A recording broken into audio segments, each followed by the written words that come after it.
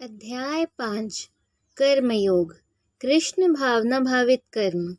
अर्जुन ने कहा, हे कृष्ण, पहले आप मुझसे कर्म त्यागने के लिए कहते हैं और फिर भक्ति पूर्वक कर्म करने का आदेश देते हैं।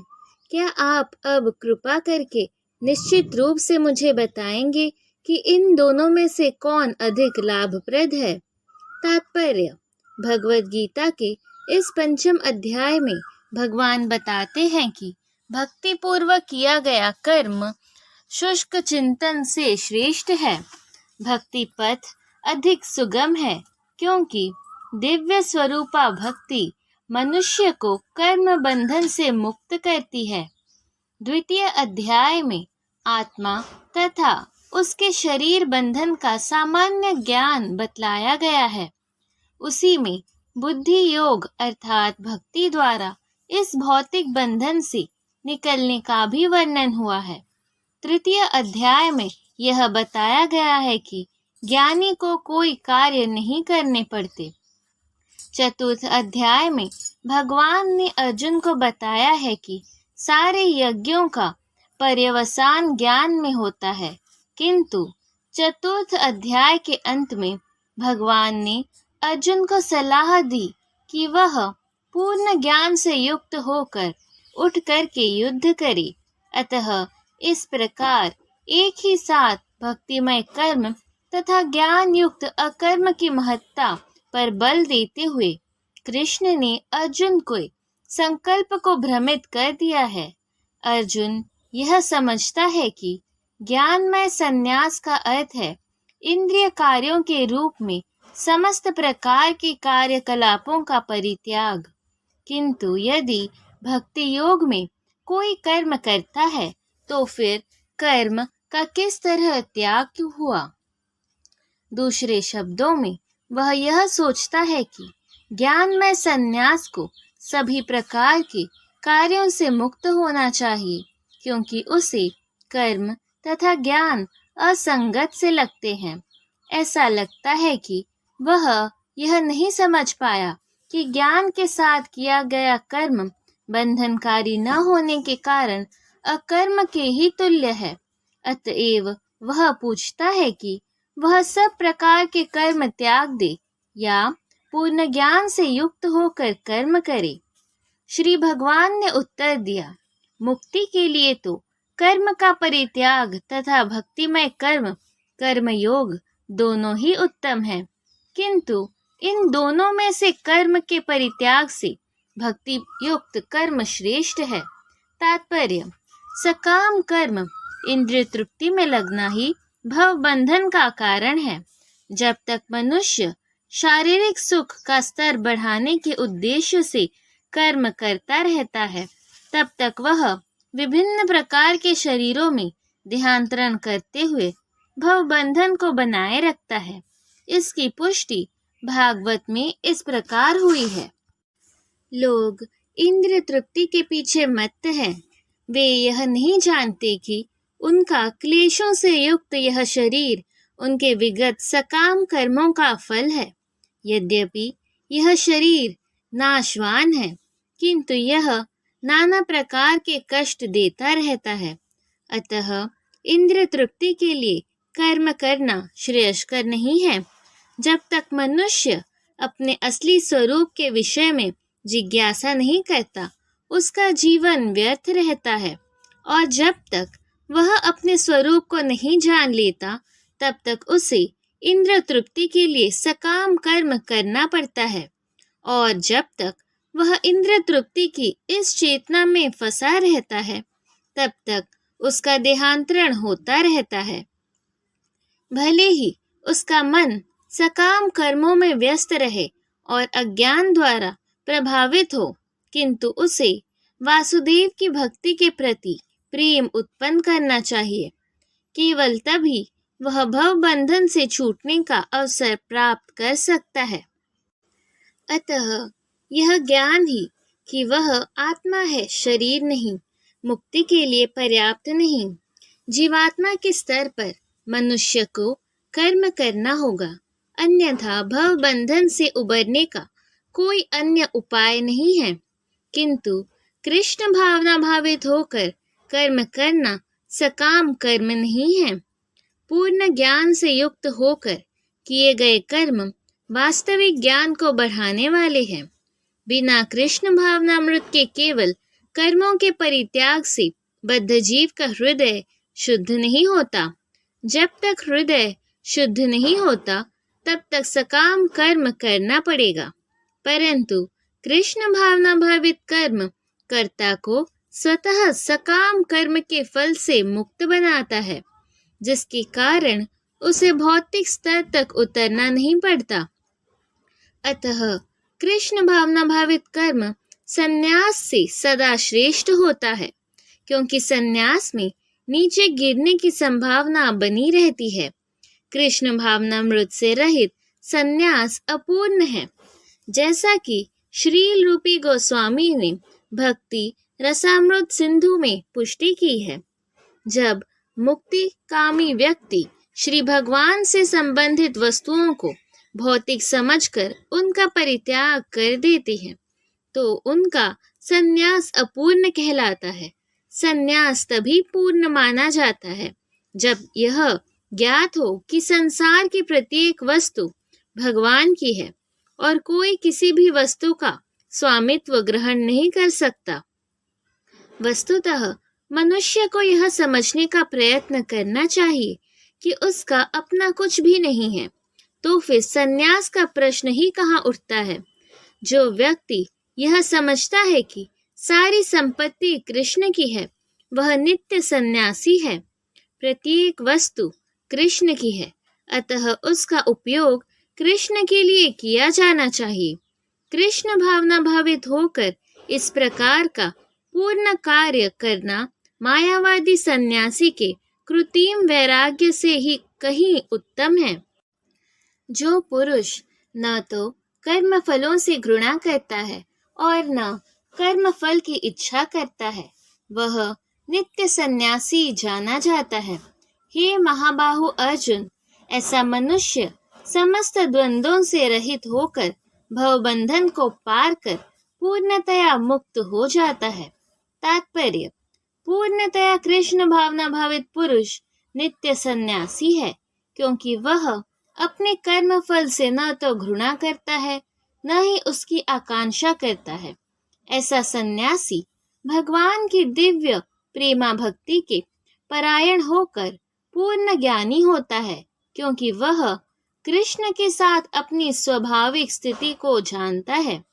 वह भली भांति जानता रहता है कि कृष्ण पूर्ण अंशी है और वह स्वयं अंश मात्र है। ऐसा ज्ञान पूर्ण होता है क्योंकि यह गुणात्मक तथा सकारात्मक रूप से नहीं है। कृष्ण तादात्म्य की भावना भ्रांत है, क्योंकि अंश अंशी के तुल्य नहीं हो सकता। यह ज्ञान की एकता गुणों की है, न कि गुणों की मात्रा की। सही दिव्य ज्ञान है जिससे मनुष्य अपने आप में पूर्ण बनता है, जिसे न तो किसी वस्तु की आकांक्षा रहती है, न किसी का शोक। उसके मन में किसी प्रकार का छल कपट नहीं रहता, क्योंकि वह जो कुछ भी करता है कृष्ण के लिए करता है। इस प्रकार छल कपट से रहित होकर वह इस भौतिक जगत से भी मुक्त हो जाता है। अज्ञानी ही भक्ति को भौतिक जगत के विश्लेषणात्मक अध्ययन सांख्य से भिन्न कहते हैं। जो वस्तुतः ज्ञानी है वह कहते हैं कि जो इनमें से किसी एक मार्ग का भली भांति अनुसरण करता है, वह दोनों के फल प्राप्त कर लेता है।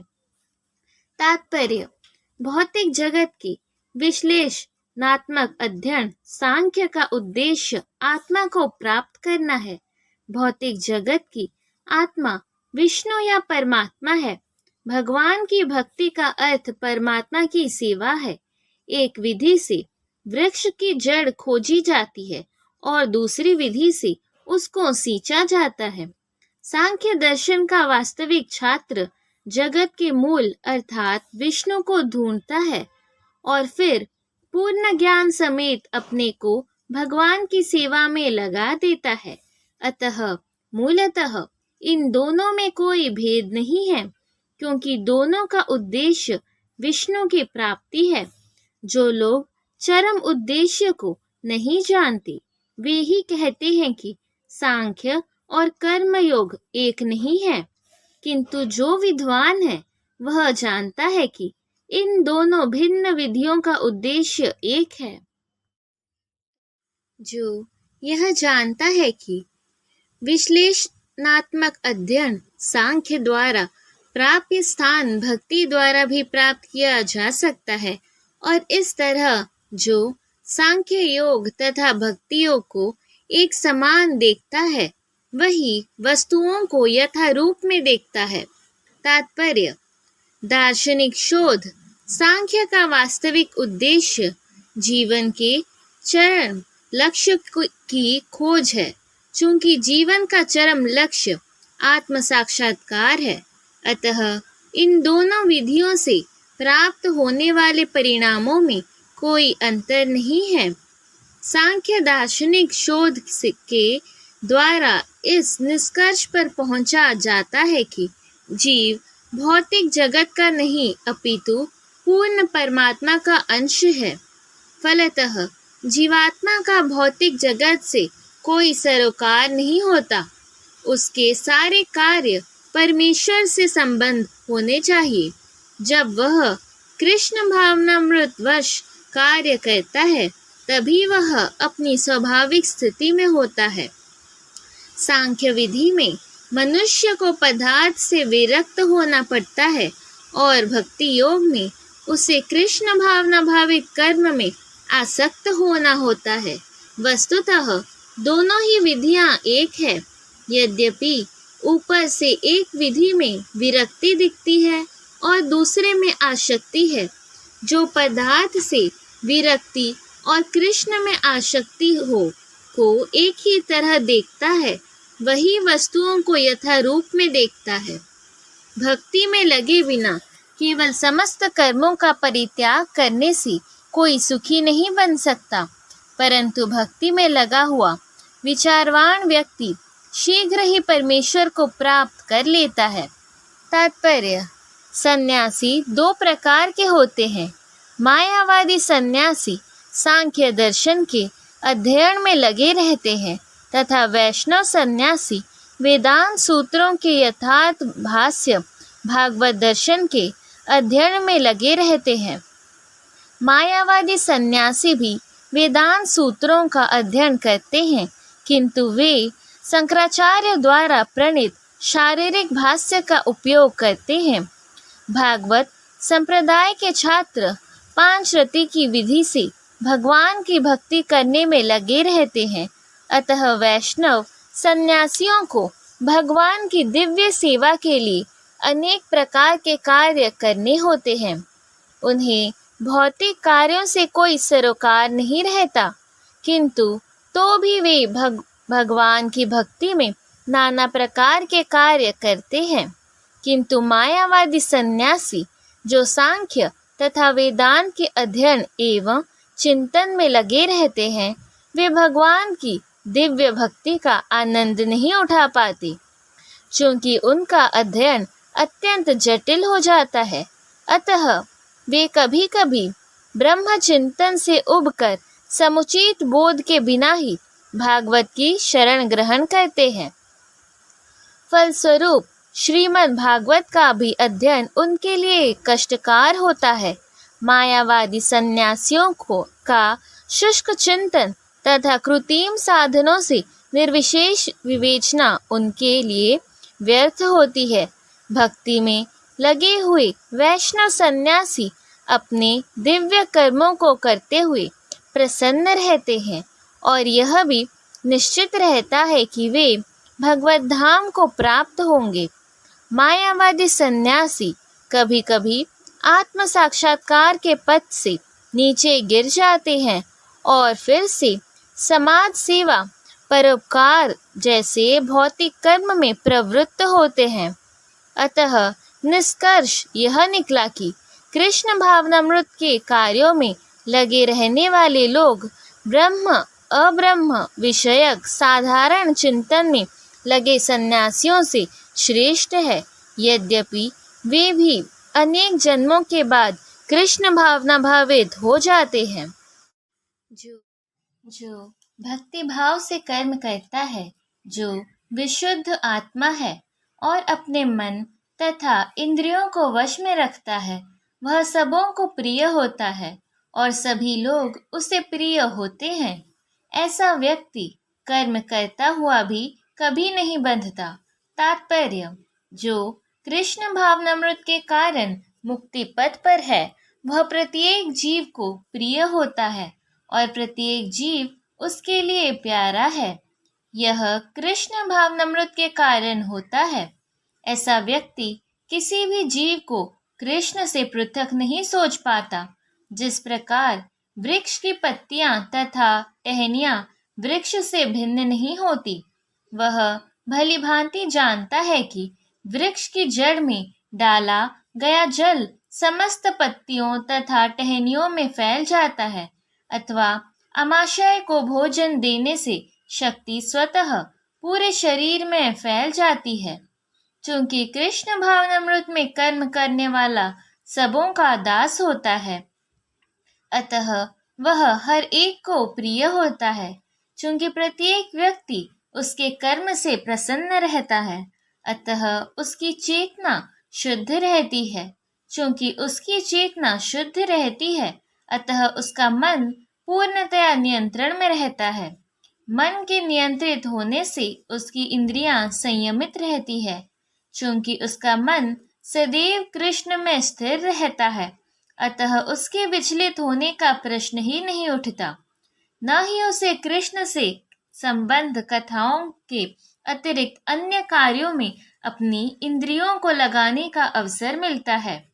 वह कृष्ण कथा के अतिरिक्त और कुछ नहीं सुनना नहीं चाहता। वह कृष्ण को अर्पित किए हुए भोजन के अतिरिक्त अन्य कुछ नहीं खाना चाहता और न ऐसे किसी स्थान में जाने की इच्छा रखता है जहाँ कृष्ण संबंधी कार्य न होता हो। अतः उसकी इंद्रियां वश में रहती है। ऐसा व्यक्ति जिसकी इंद्रियां संयमित हो, वह किसी के प्रति अपराध नहीं कर सकता। इस पर कोई यह प्रश्न कर सकता है, तो फिर अर्जुन अन्यों के प्रति युद्ध में आक्रामक क्यों था? क्या वह कृष्ण भावना भावित नहीं था?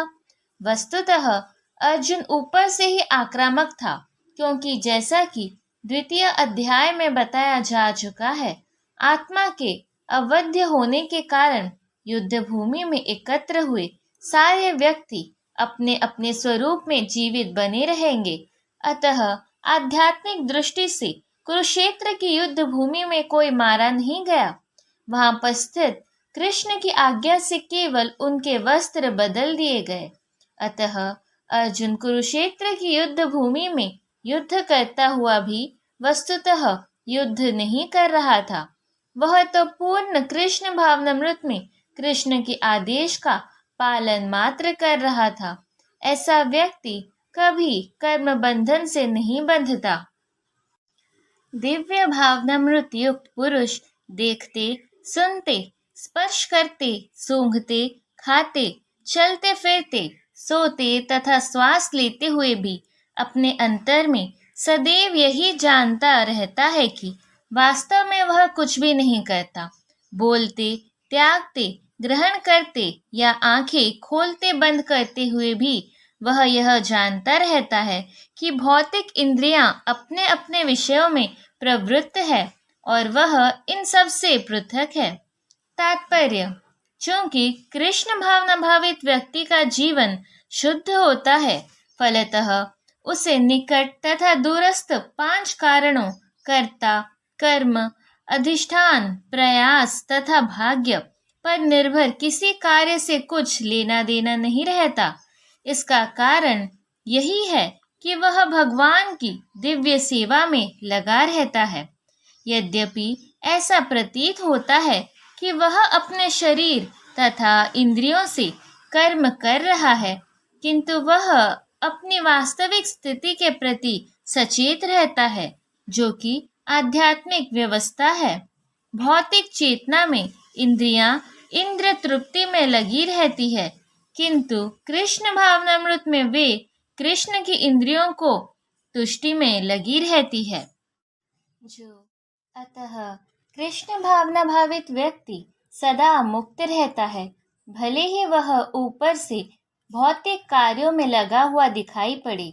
देखने तथा सुनने के कार्य ज्ञानेंद्रियों के कर्म हैं, जबकि चलना, बोलना, मल त्यागना आदि कर्म इंद्रियों के कार्य है।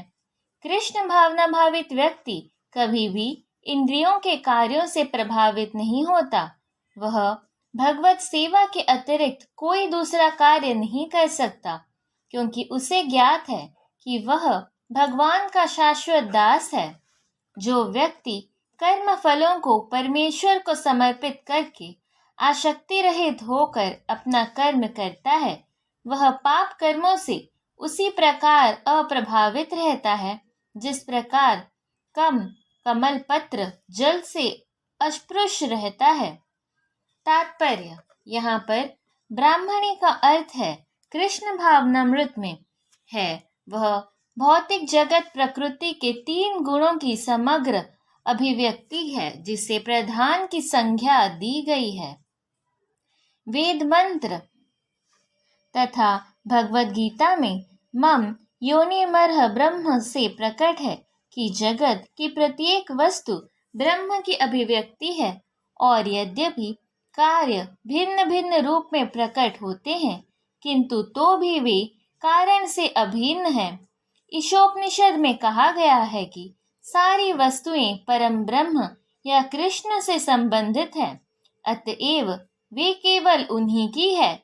जो यह भली भांति जानता है कि प्रत्येक वस्तु कृष्ण की है और वे ही प्रत्येक वस्तु के स्वामी हैं, अतः प्रत्येक वस्तु भगवान की सेवा में ही नियोजित है। उसे स्वभावतः शुभ अशुभ कर्म फलों से कोई प्रयोजन नहीं रहता। यहाँ तक कि विशेष प्रकार का कर्म संपन्न करने के लिए भगवान द्वारा प्रदत्त मनुष्य का शरीर भी कृष्ण भावनामृत में संलग्न किया जा सकता है। तब यह पाप कर्मों के कलमश से वैसे ही परे रहता है जैसा कि कमल पत्र जल में रहकर भी भीगता नहीं। भगवान गीता में भी कहते हैं, मयि सर्वाणि कर्माणि सन्न्यस्य, संपूर्ण कर्मों को मुझे कृष्ण को समर्पित करो। तात्पर्य यह है कि कृष्ण भावनामृत विहीन पुरुष शरीर एवं इंद्रियों को अपना स्वरूप समझकर कर्म करता है, किंतु कृष्ण भावना भावित व्यक्ति यह समझकर कर्म करता है कि यह देह कृष्ण की संपत्ति है, अतः इसे कृष्ण की सेवा में प्रवृत्त होना चाहिए। योगी जन आसक्ति रहित होकर शरीर, मन, बुद्धि तथा इंद्रियों के द्वारा भी केवल शुद्धि के लिए कर्म करते हैं। तात्पर्य: जब कोई कृष्ण भावनामृत में कृष्ण की इंद्रिय तृप्ति के लिए शरीर, मन, बुद्धि अथवा इंद्रियों द्वारा कर्म करता है, तो वह भौतिक कलमश से मुक्त हो जाता है। कृष्ण भावना भावित व्यक्ति के कार्यों से कोई भौतिक फल प्रकट नहीं होता, अतः सामान्य रूप से सदाचार कहे जाने वाले शुद्ध कर्म कृष्ण भावनामृत में रहते हुए सरलता से संपन्न किए जा सकते हैं। श्रील रूप गोस्वामी ने भक्ति सामृत सिंधु में इसका वर्णन इस प्रकार किया है। अपने शरीर, मन, बुद्धि तथा वाणी से कृष्ण भावनामृत में कर्म करता हुआ कृष्ण सेवा में व्यक्ति इस संसार में भी मुक्त रहता है, भले ही वह तथाकथित अनेक भौतिक कार्यकलापों में व्यस्त क्यों न रहे। उसमें अहंकार नहीं रहता, क्योंकि वह इसमें विश्वास नहीं रखता कि वह भौतिक शरीर है अथवा यह शरीर उसका है। वह जानता है कि वह यह शरीर नहीं है और न यह शरीर ही उसका है। वह स्वयं कृष्ण का है और उसका यह शरीर भी कृष्ण की संपत्ति है। जब वह शरीर, मन, बुद्धि, वाणी, जीवन, संपत्ति आदि से उत्पन्न प्रत्येक वस्तु को जो भी उसके अधिकार में है कृष्ण की सेवा में लगाता है तो वह तुरंत कृष्ण से जुड़ जाता है। वह कृष्ण के एक रूप हो जाता है और उस अहंकार से रहित होता है जिसके कारण मनुष्य सोचता है कि मैं शरीर हूँ। यही कृष्ण भावनामृत की पूर्णावस्था है। निश्चल भक्त शुद्ध शांति प्राप्त करता है क्योंकि वह समस्त कर्म फल मुझे अर्पित कर देता है। किंतु जो व्यक्ति भगवान से युक्त नहीं है और जो अपने श्रम का फल कामी है वह बंध जाता है। तात्पर्य, एक कृष्ण भावना भावित व्यक्ति तथा एक देहात्म बुद्धि वाले व्यक्ति में यह अंतर है कि पहला तो कृष्ण के प्रति आसक्त रहता है जबकि दूसरा अपने कर्मों के फल के प्रति आसक्त रहता है। जो व्यक्ति कृष्ण के प्रति आसक्त रहकर उन्हीं के लिए कर्म करता है वह निश्चय ही मुक्त पुरुष है और उसे अपने कर्म फल की कोई चिंता नहीं होती।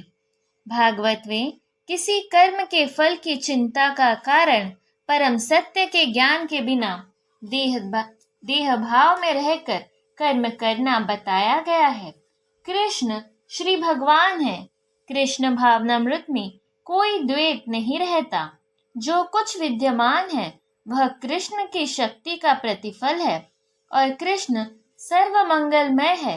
अतः कृष्ण भावनामृत में संपन्न सारे कार्य परम पद पर है। वे दिव्य होते हैं और उनका कोई भौतिक प्रभाव नहीं पड़ता। इस कारण कृष्ण भावनामृत में जीव शांति से पूरित रहता है।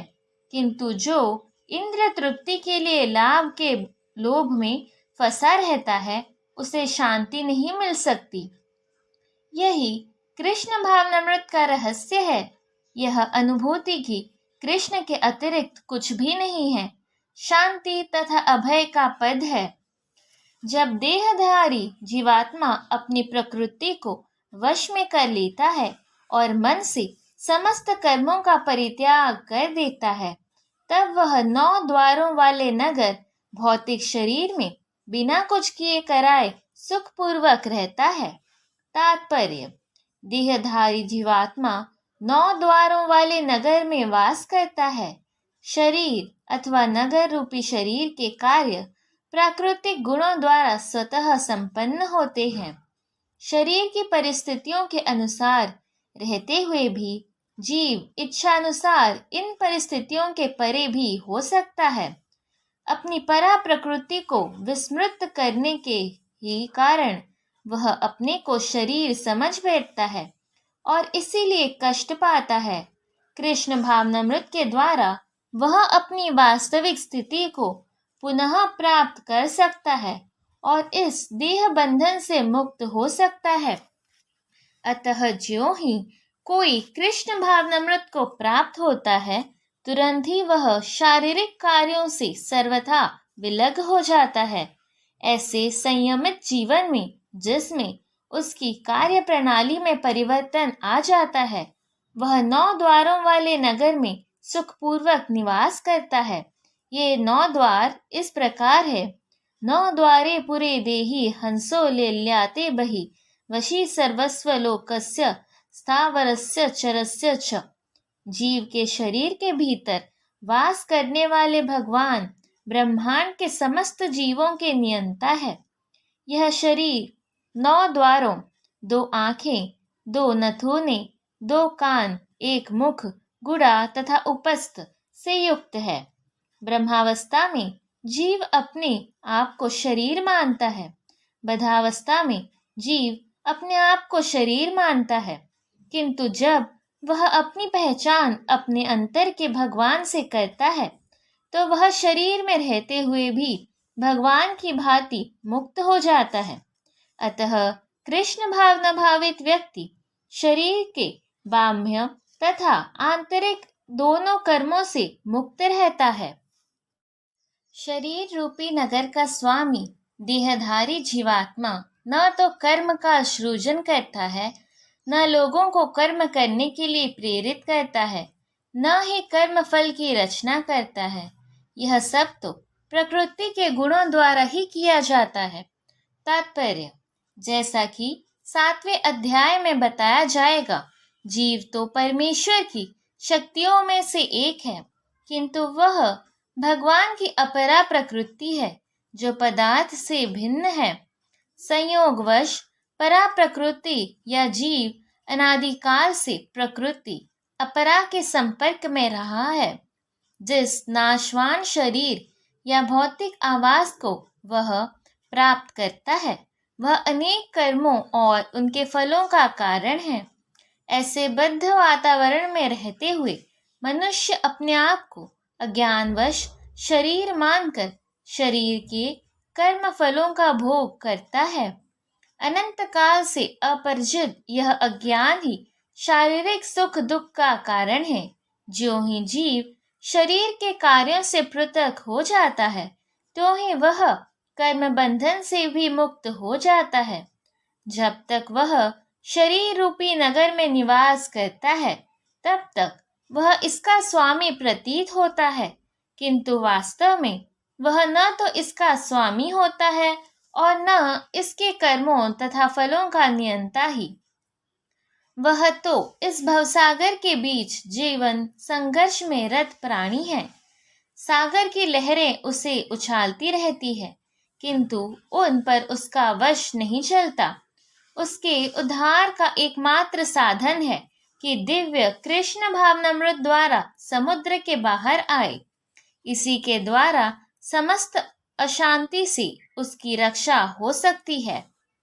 परमेश्वर न तो किसी के पापों को ग्रहण करता है, न पुण्यों को, किंतु सारे देहधारी जीव उस अज्ञान के कारण मोहग्रस्त रहते हैं जो उनके वास्तविक ज्ञान को आच्छादित किए रहता है। तात्पर्य, विभु का अर्थ है परमेश्वर, जो असीम ज्ञान, धन, बल, यश, सौंदर्य तथा त्याग से युक्त है। वह सदैव आत्मतृप्त और पाप पुण्य से अविचलित रहता है। वह किसी भी जीव के लिए विशिष्ट परिस्थिति नहीं उत्पन्न करता, अपितु जीव अज्ञान से मोहित होकर जीवन की ऐसी परिस्थिति की कामना करता है जिसके कारण कर्म तथा फल की श्रृंखला आरंभ होती है। जीव परा प्रकृति के कारण ज्ञान से पूर्ण है, तो भी वह अपनी सीमित शक्ति के कारण अज्ञान से वशीभूत हो जाता है। भगवान सर्वशक्तिमान है, किंतु जीव नहीं है। भगवान विभु अर्थात सर्वज्ञ है, किंतु जीव अणु है। जीवात्मा में इच्छा करने की शक्ति है, किंतु ऐसी इच्छा की पूर्ति सर्वशक्तिमान भगवान द्वारा ही हो जाती है। अतः जब जीव अपनी इच्छाओं से मोहग्रस्त हो जाता है, तो भगवान उसे अपनी इच्छा पूर्ति करने देते हैं, किंतु किसी परिस्थिति विशेष में इच्छित कर्मों तथा फलों के लिए उत्तरदायी नहीं होते।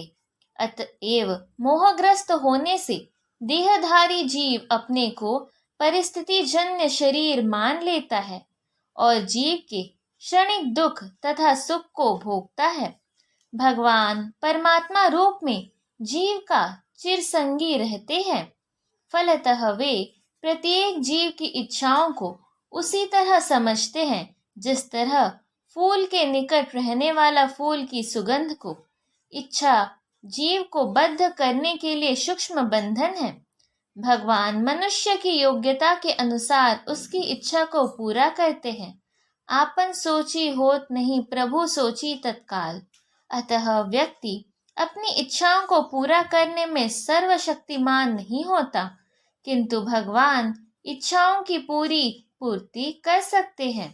वे निष्पक्ष होने के कारण स्वतंत्र अणुजीवियों की इच्छाओं में व्यवधान नहीं डालते, किंतु जब कोई कृष्ण की इच्छा करता है तो भगवान उसकी विशेष चिंता करते हैं और उसे इस प्रकार प्रोत्साहित करते हैं कि भगवान को प्राप्त करने की उसकी इच्छा पूरी हो और वह सदैव सुखी रहे।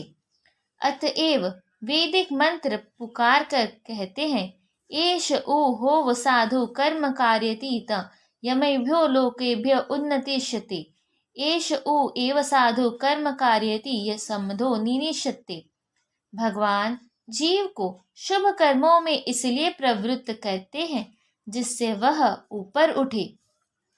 भगवान उसे अशुभ कर्मों में इसलिए प्रवृत्त करते हैं जिससे वह नरक जाए। जीव अपना सुख दुख में पूर्णतया आश्रित है। परमेश्वर की इच्छा से वह स्वर्ग या नरक जाता है, जिस तरह वायु के द्वारा प्रेरित बादल।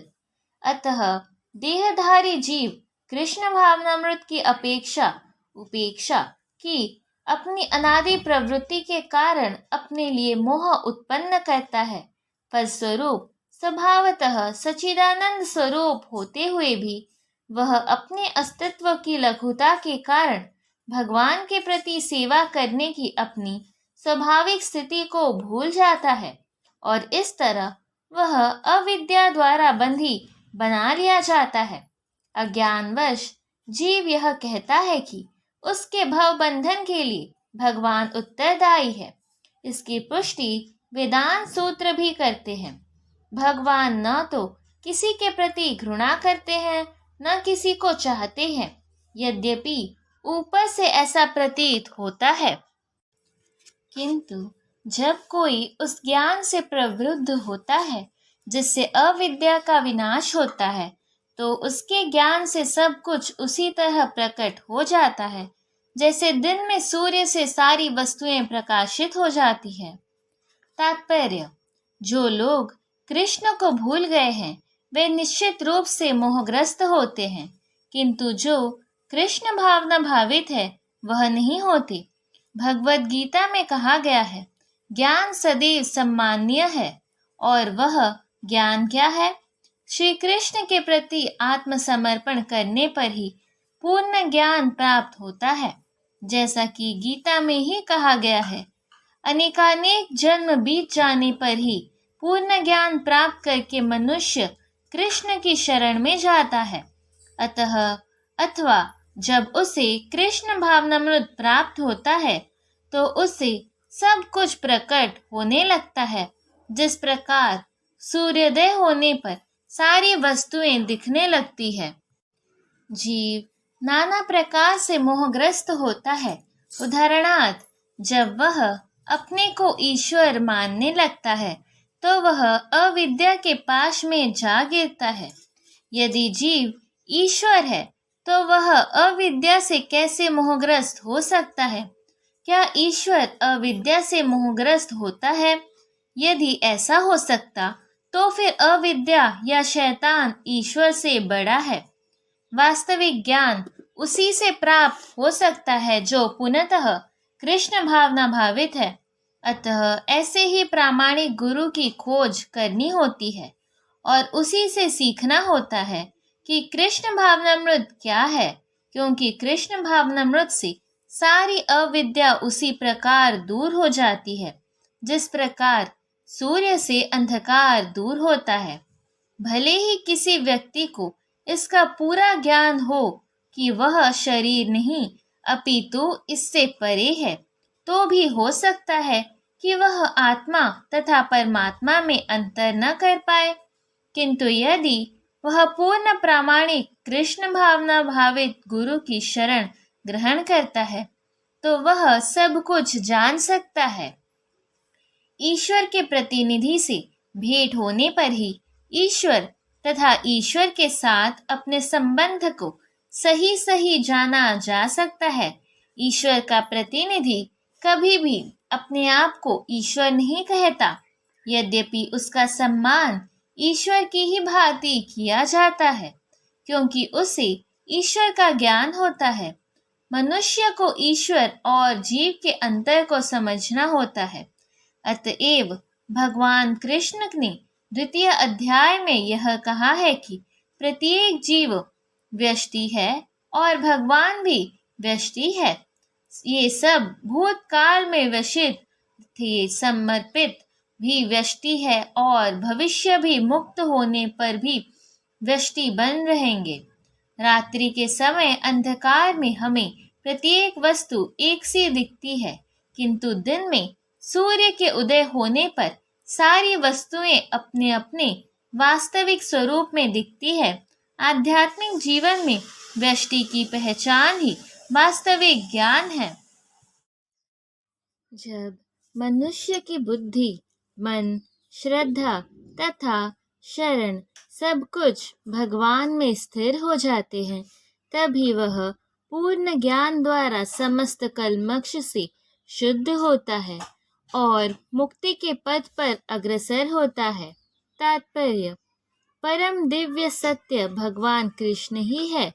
सारी गीता इसी घोषणा पर केंद्रित है कि कृष्ण श्री भगवान है। यही समस्त वेदों का भी अभिमत है।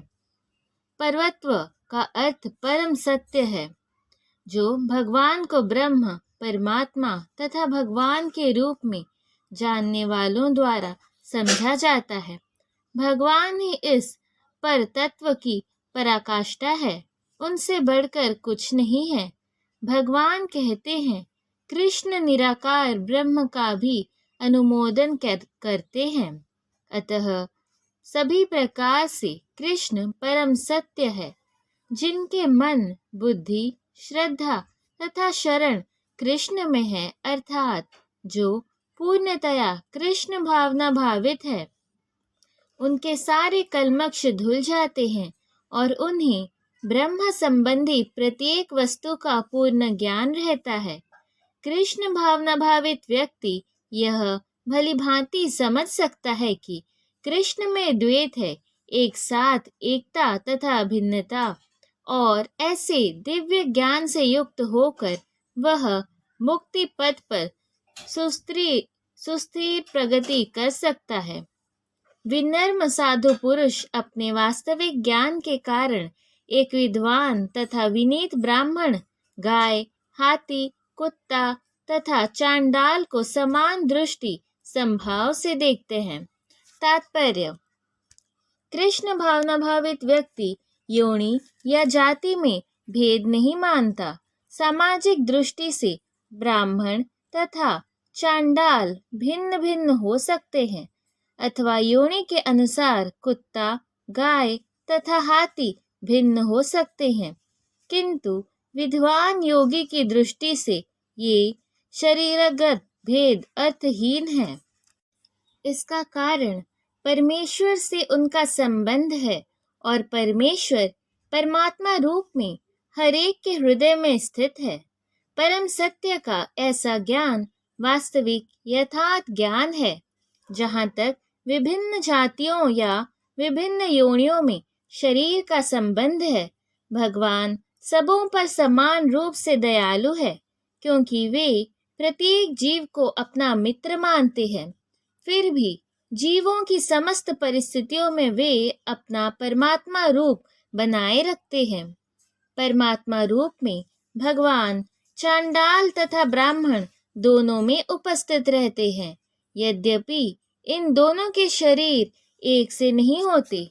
शरीर तो प्रकृति के गुणों के द्वारा उत्पन्न हुए हैं, किंतु शरीर के भीतर आत्मा तथा परमात्मा समान आध्यात्मिक गुण वाले हैं। परंतु आत्मा तथा परमात्मा की यह समानता उन्हें मात्रात्मक दृष्टि से समान नहीं बनाती, क्योंकि व्यष्टि आत्मा किसी विशेष शरीर में उपस्थित होता है, किंतु परमात्मा प्रत्येक शरीर में है। कृष्ण भावना भावित व्यक्ति को इसका पूर्ण ज्ञान होता है, इसलिए वह सचमुच ही विद्वान तथा समदर्शी होता है। आत्मा तथा परमात्मा के लक्षण समान है, क्योंकि दोनों चेतन, शाश्वत तथा आनंदमय है, किंतु अंतर इतना ही है कि आत्मा शरीर की सीमा के भीतर सचेतन रहता है, जबकि परमात्मा सभी शरीरों में सचेतन है। परमात्मा बिना किसी भेदभाव के सभी शरीरों में विद्यमान है। जिनके मन एकत्व तथा समता में स्थित है, उन्होंने जन्म तथा मृत्यु के बंधनों को पहले ही जीत लिया है। वे ब्रह्म के समान निर्दोष हैं और सदा ब्रह्म में ही स्थित रहते हैं। तात्पर्य, जैसा कि ऊपर कहा गया है, मानसिक समता आत्म साक्षात्कार का लक्षण है। जिन्होंने ऐसी अवस्था प्राप्त कर ली है, उन्हें भौतिक बंधनों पर, विशेषतया जन्म तथा मृत्यु पर विजय प्राप्त किए हुए मानना चाहिए। जब तक मनुष्य शरीर को आत्मस्वरूप मानता है, वह बद्ध जीव माना जाता है, किंतु ज्यों ही वह आत्म साक्षात्कार द्वारा सच समचित्तता की अवस्था को प्राप्त कर लेता है, वह बद्ध जीवन से मुक्त हो जाता है। दूसरे शब्दों में, उसे इस भौतिक जगत में जन्म नहीं लेना पड़ता, अपितु अपनी मृत्यु के बाद वह आध्यात्मिक लोक को जाता है। भगवान निर्दोष है, क्योंकि वे आसक्ति अथवा घृणा से रहित है। इसी प्रकार जब जीव आसक्ति अथवा घृणा से रहित होता है, तो वह भी निर्दोष बन जाता है और वैकुंठ जाने का अधिकारी हो जाता है। ऐसे व्यक्तियों को पहले से ही मुक्त मानना चाहिए। उनके लक्षण आगे बतलाए गए हैं। जो न तो प्रिय वस्तु को पाकर हर्षित होता है और न अप्रिय को पाकर विचलित होता है, जो स्थिर बुद्धि है, जो मोह रहित है और भगवत विद्या को जानने वाला है, वह पहले से ही ब्रह्म में स्थित रहता है। तात्पर्य, यहाँ पर स्वरूप सिद्धि व्यक्ति के लक्षण दिए गए हैं। पहला लक्षण यह है कि उसमें शरीर और आत्म तत्व के तादात्म्य का भ्रम नहीं रहता। वह यह भली भांति जानता है कि मैं शरीर नहीं हूँ, अपितु भगवान का एक अंश हूँ। अतः कुछ प्राप्त होने पर न तो उससे प्रसन्नता होती है और न शरीर की कुछ हानि होने पर शोक होता है। मन की यह स्थिरता स्थिर बुद्धि या आत्मबुद्धि कहलाती है। अतः वह न तो स्थूल शरीर को आत्मा मानने की भूल करके मोहग्रस्त होता है और न शरीर को स्थायी मानकर आत्मा के अस्तित्व को ठुकराता है। इस ज्ञान के कारण वह परम सत्य अर्थात ब्रह्म, परमात्मा तथा भगवान के ज्ञान को भली भांति जान लेता है। इस प्रकार वह अपने स्वरूप को जानता है और परम ब्रह्म से हर बात में तदाकार होने का कभी यत्न नहीं करता। इसे ब्रह्म साक्षात्कार या आत्म साक्षात्कार कहते हैं। ऐसे स्थिर बुद्धि कृष्ण भावनामृत कहलाती है। ऐसा मुक्त पुरुष भौतिक इंद्रिय सुख की ओर आकृष्ट नहीं होता, अपितु सदैव समाधि में रहकर अपने अंतर में आनंद का अनुभव करता है। इस प्रकार स्वरूप सिद्ध व्यक्ति परम ब्रह्म में एकाग्रचित होने के कारण असीम सुख भोगता है। तात्पर्य, कृष्ण भावनामृत के महान भक्त श्री यामानुजाचार्य ने कहा है, जब से मैं कृष्ण की दिव्य प्रेमा भक्ति में लगकर उनमें नित्य नवीन आनंद का अनुभव करने लगा हूँ, तब से जब भी काम सुख के बारे में सोचता हूँ तो इस विचार पर ही थूकता हूँ कि मेरे होठ अरुचि से सिमट जाते हैं। ब्रह्म योगी अथवा कृष्ण भावना भावित व्यक्ति भगवान की प्रेमा भक्ति में इतना अधिक लीन रहता है कि इंद्रिय सुख में उसकी तनिक भी रुचि नहीं रह जाती। भौतिकता की दृष्टि में काम सुख ही सर्वोपरि आनंद है। सारा संसार उसी से वशीभूत है और भौतिकतावादी लोग तो इस प्रत्सोहन के बिना कोई कार्य ही नहीं कर सकते, किंतु कृष्ण भावनामृत में लीन व्यक्ति काम सुख के बिना ही उत्साहपूर्वक अपना कार्य करता रहता है। यही आत्म साक्षात्कार की कसौटी है। आत्म साक्षात्कार तथा काम सुख कभी साथ साथ नहीं चलते। कृष्ण भावना भावित व्यक्ति जीवन मुक्त होने के कारण किसी प्रकार के इंद्रिय सुख द्वारा आकर्षित नहीं होता। बुद्धिमान मनुष्य दुख के कारणों में भाग नहीं लेता, जो कि भौतिक इंद्रियों के संसर्ग से उत्पन्न होते हैं। हे कुंती पुत्र, ऐसे भोगों का आदि तथा अंत होता है। अतः चतुर व्यक्ति उनमें आनंद नहीं लेता। तात्पर्य: भौतिक इंद्रिय सुख उन इंद्रियों के स्पर्श से उद्भूत है जो नाशवान है, क्योंकि शरीर स्वयं नाशवान है। मुक्तात्मा किसी नाशवान वस्तु में रुचि नहीं रखता। दिव्य आनंद के सुखों से भली भांति अवगत वह भला मिथ्या सुख के लिए क्यों सहमत होगा। पद्म पुराण में कहा गया है, रमन्ते योगिनोन्ते सत्यानंदे चिदात्मनि इति राम पदेनासो परम ब्राह्मी ध्येति। योगी जन परम सत्य में रमण करते हुए अनंत दिव्य सुख प्राप्त करते हैं, इसीलिए परम सत्य को भी राम कहा जाता है। भागवत में भी कहा गया है, हे पुत्रों, इन मनुष्य योनि में इंद्रिय सुख के लिए अधिक श्रम करना व्यर्थ है। ऐसा सुख तो शुक्रों को भी प्राप्य है। इसकी अपेक्षा तुम्हें इस जीवन में तप करना चाहिए, जिससे तुम्हारा जीवन पवित्र हो जाए और तुम असीम दिव्य सुख प्राप्त कर सको। अतः जो यथार्थ योगी या दिव्य ज्ञानी है, वे इंद्रिय सुखों की ओर आकृष्ट नहीं होते, क्योंकि ये निरंतर भवरोग के कारण हैं। जो भौतिक सुख के प्रति जितना ही आसक्त होता है, उसे उतने ही अधिक भौतिक दुख मिलते हैं। यदि इस शरीर को त्यागने के पूर्व कोई मनुष्य इंद्रियों के वेगों को सहन करने तथा इच्छा एवं क्रोध के वेग को रोकने में समर्थ होता है, तो वह इस संसार में सुखी रह सकता है। तात्पर्य: यदि कोई आत्म साक्षात्कार के पथ पर अग्रसर होना चाहता है, तो उसे भौतिक इंद्रियों के वेग को रोकने का प्रयत्न करना चाहिए। ये वेग हैं वाणी वेग, क्रोध वेग, मनोवेग, उदर वेग, उपस्थ वेग तथा जीवा वेग।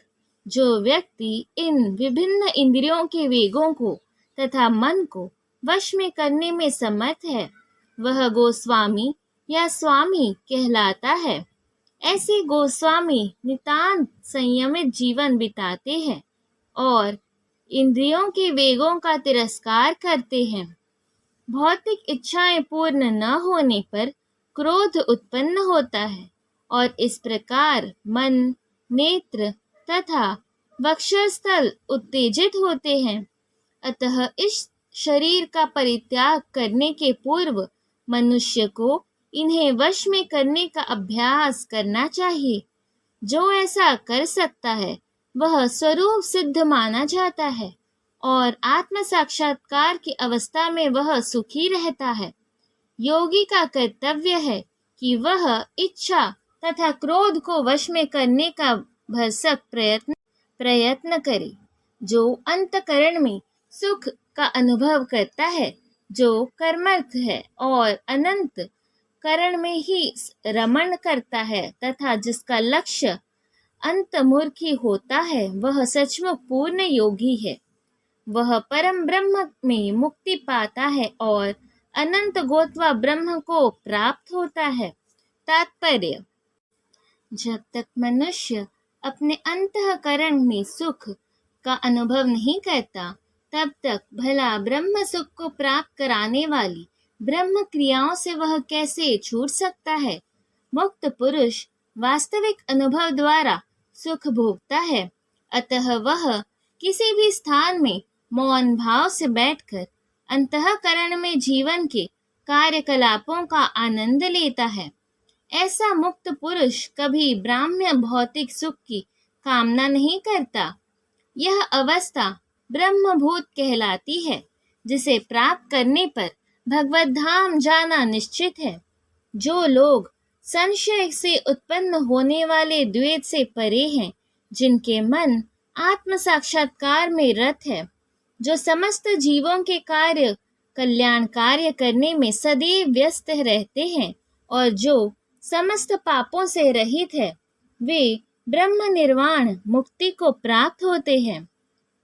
तात्पर्य: केवल वही व्यक्ति सभी जीवों के कल्याण कार्य में रत कहा जाएगा जो पूर्णतया कृष्ण भावना भावित है। जब व्यक्ति को यह वास्तविक ज्ञान हो जाता है कि कृष्ण ही सभी वस्तुओं के उद्गम हैं, तब वह जो भी कर्म करता है सबों के हित को ध्यान में रखकर करता है।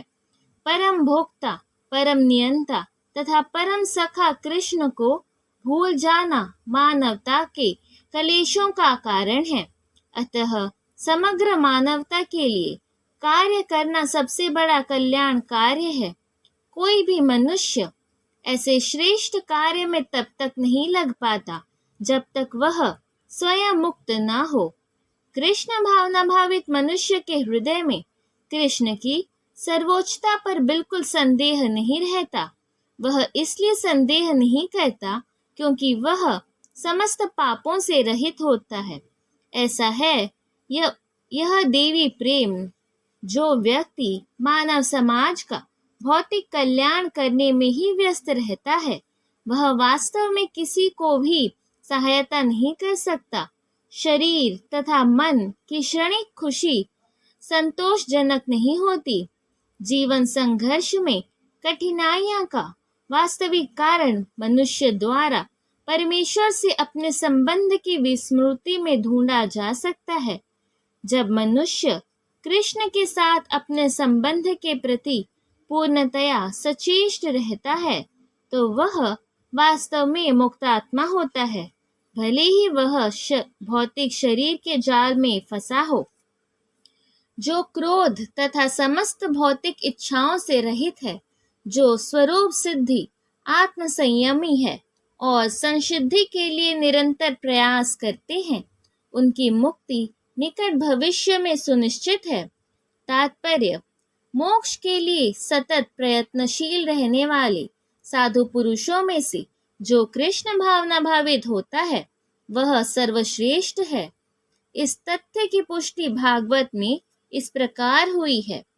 भक्ति पूर्वक भगवान वासुदेव की पूजा करने का प्रयास तो करो। बड़े से बड़े साधु पुरुष भी इंद्रियों के वेग से उतनी कुशलता से रोक पाने में समर्थ नहीं हो पाते जितना कि वे जो सकाम कर्मों की तीव्र इच्छा को समूल नष्ट करके और भगवान के चरण कमलों की सेवा करके दिव्य आनंद में लीन रहते हैं। बद्ध जीव में कर्म के फलों को भोगने की इच्छा इतनी बलवती होती है कि ऋषियों मुनियों तक के लिए कठोर परिश्रम के बावजूद ऐसी इच्छाओं को वश में करना कठिन होता है। जो भगवत भक्त कृष्ण चेतना में निरंतर भक्ति करता है और आत्म साक्षात्कार में सिद्ध होता है, वह शीघ्र ही मुक्ति प्राप्त करता है। आत्म साक्षात्कार का पूर्ण ज्ञान होने से वह निरंतर समाधिस्थ रहता है। ऐसा ही एक उदाहरण दिया जा रहा है। मछली, कछुआ तथा पक्षी केवल दृष्टि, चिंतन तथा स्पर्श से अपनी संतानों को पालते हैं। हे पद्माज, मैं भी उसी तरह करता हूँ। मछली अपने बच्चों को केवल देखकर बड़ा करती है। कछुआ केवल चिंतन द्वारा अपने बच्चों को पालता है। कछुआ अपने अंडे स्थल में देता है और स्वयं जल में रहने के कारण निरंतर अंडों का चिंतन करता रहता है। इसी प्रकार भगवत भक्त भगवत धाम से दूर स्थित रहकर भी भगवान का चिंतन करके कृष्ण भावनामृत द्वारा उनके धाम पहुंच सकता है। उसे भौतिक कलेशों का अनुभव नहीं होता। यह जीवन अवस्था ब्रह्म निर्वाण अर्थात भगवान में निरंतर लीन रहने के कारण भौतिक कष्टों का अभाव कहलाती है। समस्त इंद्रिय विषयों को बाहर करके दृष्टि की भुवों के मध्य में केंद्रित करके प्राण तथा अपान वायु को नथुनों के भीतर रोककर और इस तरह मन, इंद्रियों तथा बुद्धि को वश में करके जो मोक्ष को लक्ष्य बनाता है, वह योगी इच्छा, भय तथा क्रोध से रहित हो जाता है। जो निरंतर इस अवस्था में रहता है वह अवश्य ही मुक्त है।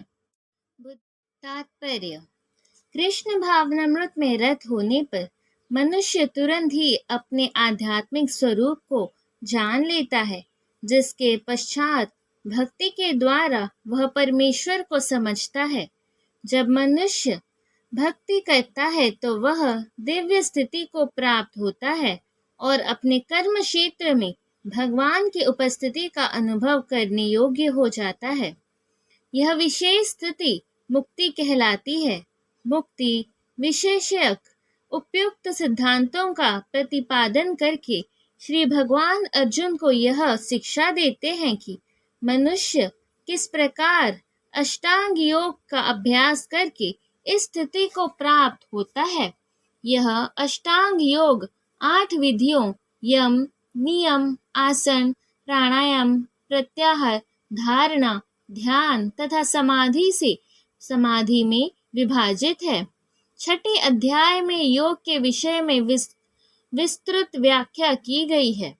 5वें अध्याय के अंत में तो इसका प्रारंभिक विवेचन ही दिया गया है। योग में प्रत्याहार विधि से शब्द, स्पर्श, रूप, स्वाद तथा गंध का निराकरण करना होता है और तब दृष्टि के दोनों भौहों के बीच लाकर अर्ध खुली पलकों से उसे नासाग्र पर केंद्रित करना पड़ता है। आंखों को पूरी तरह बंद करने से कोई लाभ नहीं होता, क्योंकि तब सो जाने का संभावना रहती है। न ही आंखों को पूरा खुला रखने से कोई लाभ है, क्योंकि तब तो इंद्रिय विषयों द्वारा आकृष्ट होने का भय बना रहता है। नथुनों के भीतर श्वास की गति को रोकने के लिए प्राण तथा अपान वायुओं को सम किया जाता है। ऐसे योगाभ्यास से मनुष्य अपने इंद्रियों के ऊपर नियंत्रण प्राप्त करता है। ब्रह्म इंद्रिय विषयों से दूर रहता है और अपनी मुक्ति की तैयारी करता है। इस योग विधि से मनुष्य समस्त प्रकार के भय तथा क्रोध से रहित हो जाता है और परमात्मा की उपस्थिति का अनुभव करता है। दूसरे शब्दों में कृष्ण भावनामृत योग के सिद्धांतों को संपन्न करने की सरलतम विधि है। अगले अध्याय में इसकी विस्तार से व्याख्या होगी, किंतु कृष्ण भावना भावित व्यक्ति सदैव भक्ति में लीन रहता है, जिससे उसकी इंद्रियों के अन्यत्र प्रवृत्त होने का भय नहीं रह जाता।